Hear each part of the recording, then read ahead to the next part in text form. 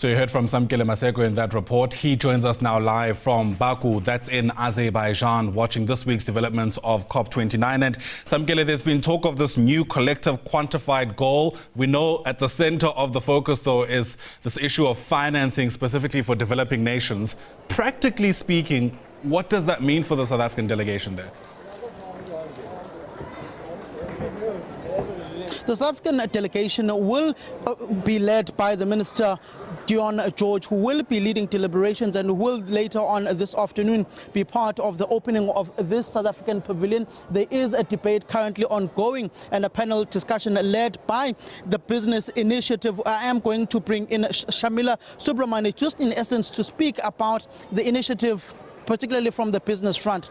The deliberations on the NCGQs as South African business fraternity, where do you sit particularly on those particular negotiations, knowing that this has been dubbed the Finance COP? Morning, and thank you for having me, Samke. Absolutely, it is the Finance COP. We have to look at it in the time series of what we're trying to deliver overall with COP. Next year, we go into the year where countries need to submit their nationally determined contributions. The revised ones effectively means what is your country's pledge to reduce its emissions. And so if we're looking at that and we understand that the transition needs to happen but is going to need support and financing, this year's deliberations on the new global quantified goal is critically important. We really need to land a significant sum of money to be able to support the transition and hence our ability to commit to our emissions reductions trajectory as a country. Now we know we have already at COP26 already looked at a level of emissions reductions that at the lower bound was aligned with a 1.5 degree objective, but it was very clear that we needed to ensure that there was financing to support our transition and most critically that transition was going to be just. So from a business perspective, I think completely stand behind the country's standpoint that there needs to be a very ambitious amount of money landed. The number that's been thrown around is about $1.3 trillion annually at this point, and so I think our negotiators are going to be looking at that. So we wait and see as to where that lands up, and that is really also the narrative for most of the global south. And so we stand together in being able to say we need the financing to be able to do this, and I think the intent is there, but the support is necessary. How do you deliberate and negotiate on the NCGQs in shifting geopolitical times, the re-emergence of Donald Trump in the United States of America, him basically saying they're going to go back to coal-fired power stations, going back to these particular fossil fuels, that you as the developing nations in the global south are trying also to grow within this transition, and knowing that the developed nations have burned coal, the developing nations can no longer burn as much coal as the developed nations did? I think that talks a lot to the just element of the transition, but also within the UN language, the common but differentiated responsibility and respective capabilities. So absolutely, the political context is one that is tense right now. Geopolitical tensions don't help. The fact that we've got wars in many parts of the world doesn't help either. And that does pose challenges for businesses, supply chains and the like. However, what we also need to see is the huge amount of progress that has already been made. The massive cost savings, for example, that we're starting to see with renewables, for example, coming down. So even in isolation of those other factors, I think the business case to be able to start making that shift is clear. In South Africa, in a context where we've come from with energy security in its entirety just being an issue, we've actually seen private sector come on board quite rapidly, bringing a significant amount of renewables onto the grid. Ultimately, that does reduce the cost of electricity, and that is something that could be hugely beneficial in a country that has abundance of natural resources in terms of sunshine and in terms of wind. So we need to look at where the positives are for us and where the strategic advantage comparatively does lie. So we do need to keep an eye on what's happening, but I think the positives and the momentum we've built actually could bode really well for our economy with the right set of incentives and packages, and I think the support to be able to get there. When you look at the just energy transition, many have dubbed it's going to be a bloodbath when it comes to forms of employment, to the work base within South Africa. You go to a Forestry, you go to a Komati power station. What are some of the initiatives you are doing as the business initiative, the National Business Initiative, in order to cushion those South Africans in an area like Forestry, as you've been using as an example? Certainly, Samke. So I think the first thing we need to acknowledge is that it's not just going to be business. This is an all of society concern, and therefore also an all of society approach to be able to ensure that we try to avoid the words that you use, the bloodbath. And it doesn't necessarily have to be that way. I think the conversations we've had on the pavilion in this week have been really, really encouraging. We've had business, we've had civil society, we've had labor on the pavilion, all talking about different perspectives. It's so encouraging to see different facets coming together, acknowledging that there are opportunities to be had, but I think being very clear about the need to ensure that communities are taken along, which means community engagement is critical. And it's not on behalf of a community, it's actually understanding the communities themselves, and the communities have been very articulate in stating that. So the fact that we have the voices together, to me, means that that dialogue is there, that we're starting with that. There is support for the initiatives on the reskilling. As an economy, in the economy in its entirety, we know unemployment is an issue. There is a real opportunity within the greener economy to start to bring on skills that we haven't had previously, to really be very intentional about bringing the youth into employment. So this is an opportunity to do things and have conversations that, frankly, we haven't had at that level as a country. I think we can't put too much weight on the bridge of the green economy in its entirety. The entire economy needs to shift. Jobs just in and of themselves are important, but those are the conversations that are happening. The business side, I mean, from the national business perspective, in April this year, May this year, we launched the Just Energy Transition Skilling for Employment initiative, which has about 30 CEOs behind it, and is saying that there's a huge opportunity for us to really get new skills on, to start reskilling in some of those areas. We know that all the jobs are not going to be in exactly the same areas that they were lost, but how do we start looking at alternative economies, different economic activity, training people for that, and creating new forms of employment, but at the same time really skilling our people to be future fit, and that agile skill perspective is what we're looking at now. So we've done the first set of research that's looking exactly, just particularly in the green transition and the energy sector, where up to a municipal level, and that's the report that we're actually talking about right now, are going to be located, and that starts to help us in the planning from those levels upward, and also potentially starting to shift some of the industrial activity to reap the benefits of where those skills can come from.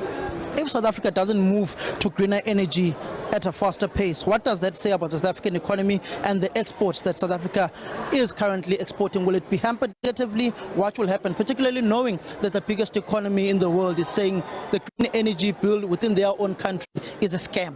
Yeah. That's an interesting one, I think, Samkele. So we also need to look at South Africa in terms of who our major export and trading partners are and what's happening there, and there are constantly different relationships that are being formed. At this point, we know that the biggest concern is the carbon border adjustment mechanism in the EU, and a few others that are already being suggested in different countries as well. As it stands, the border adjustment mechanisms, which we know is being negotiated, and there are other conversations happening around that, could potentially put big sectors at risk. So while on one hand we're worried about the jobs in the coal value chain from starting to decommission and move away from coal, on the other hand, you've got industries such as motor manufacturing and others who, if they don't actually transition into greener energy, could actually lose the markets that they're exporting into, because they are now demanding and requiring that those greener products coming in. And if the carbon component of them, which is largely the energy used to manufacture them, hasn't been changed, then we could lose those markets, because the taxes that are then levied at the borders could effectively render them uncompetitive.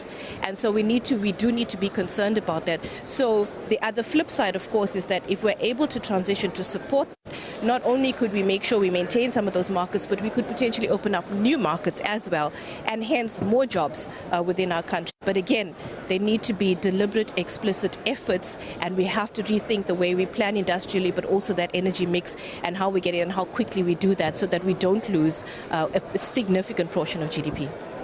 With climate change having caused severe changes with patterns within our own country, we saw the snow that befell a province like KwaZulu-Natal, Free State, Eastern Cape. We've seen the heat waves in Gauteng, Limpopo, Free State as well, and also the floods in coastal provinces. What are some of the initiatives you, as a national business initiative, are coming to the fore with in order to assist South Africa's crumbling municipalities with some of the adaptation and mitigation measures? Certainly, Samkele. And that is a tricky one. I think adaptation is reality. We've seen completely, to your point, why that's necessary, but also loss and damage. Because if it's gone, it's gone. Many of the communities worst affected actually do not have the capability to come back after something like that, and are going to need significant support, which is part of the conversation also on the global negotiations on loss and damage. However, it doesn't go away from the fact that we're already experiencing these things. So on our side, I mean, what we've done is we've at least started with a knowledge base on looking at is net zero by 2050 possible and what it will take. So there's a set of sectoral decarbonization plans that could lay the road for the foundation for the right sort of policy and other mechanisms that can help shift so that our businesses can shift and reap the benefits. But also on the community side, to your point, through our TAMDEV program, our technical assistance, mentorship and development, we now have an implementation plan with over 60 municipalities really trying to help at the municipal level. So that is with Salga and Kokta to be able to say, well, what can we do? How do we assist? Just at least in the basic services, but I think overarchingly trying to build in a level of resilience to some of the impacts from climate that we know are going to happen, but also can we start creating the base that allows those communities to benefit from the potential upside as well. And so that's work that's just begun. We're in the shaping phase of that, and I think that could potentially be very useful. I think we also need to understand that at this point, it is an all-of-society approach. We cannot see business going off on its own, government doing something else.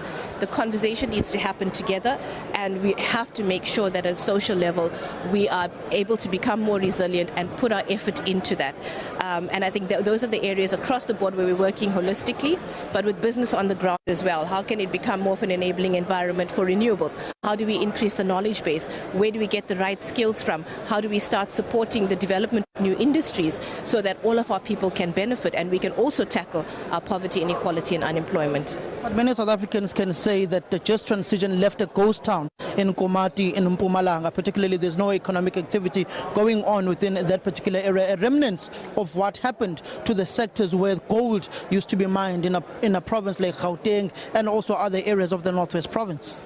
So I think the Komati one, and we actually had a wonderful session, I think 2 sessions this week that actually started to unpack some of the lessons from Komati. I think we do need to be careful that the Komati wasn't necessarily just about the transition, you know. It was something that had already been planned to start being decommissioned. There were certainly lessons to be learned.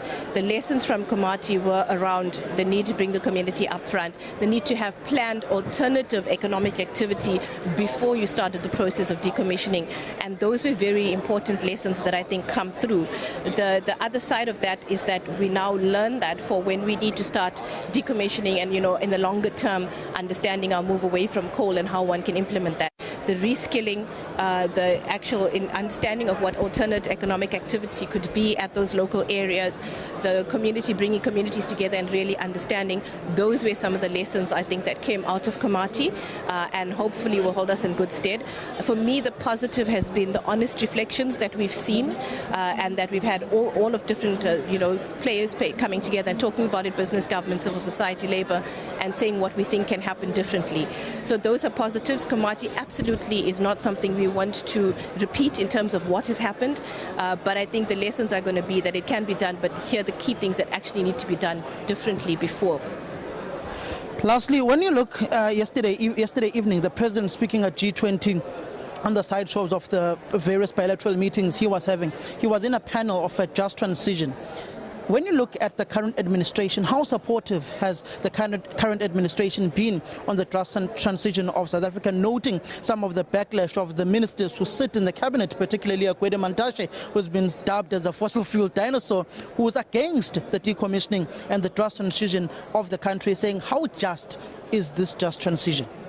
I think my points earlier on bear, we need to talk to the communities. I think we also cannot be sort of keeping our head under a rock as to where the world is going as well, as to where those markets are going to be. South Africa is a smaller, exposed economy. We do need to understand how we can happen. But also, the transition is not necessarily just about whether it's coal or whether it's renewables. It has to be what is the right level of transition, what keeps us competitive globally, and those are the things I think we need to consider as a larger perspective. Secondary, but no less important, is the health impact. We need to understand that there is serious consequences of, for example, dirty air. We have seen what some of those impacts have been. So when we look at it and we balance all of that on par, we've got to see what is the best opportunity for the country. Absolutely, yes, there have been sometimes seemingly diverse opinions and almost opposing opinions in relation to this. But I guess that's part of our democracy and our vibrancy. We do need to, I think, at all times, I would say, Samkele, ensure that we understand the fact base. The cost is coming down. We need to ensure the best cost options for our fiscus, the best health options for our people, the best opportunities to ensure a competitive economy going into the future. Because if our economy doesn't grow, we're not going to deal with poverty, inequality and unemployment.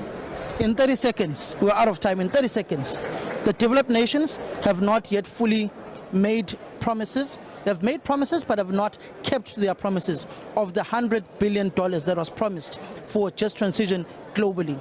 Do you think this time around they will open up the checkbook for that 1.5 trillion rands or $1 trillion that is needed in order for the loss and recovery fund? I guess we're going to have to wait till the end of the week to see that, Samkele. I think we can hope for the best. I'm absolutely confident that all the negotiators in the Global South are pushing hard, but I can't make that call now.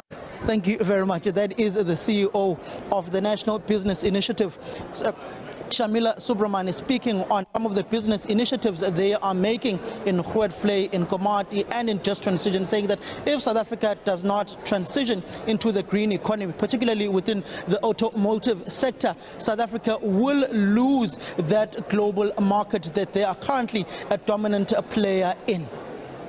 Absolutely. So much to discuss with the days left of that COP29 summit. For now, Samkele Maseko, thanks for distilling some of the issues for us. Samkele is live to us there from Baku in Azerbaijan.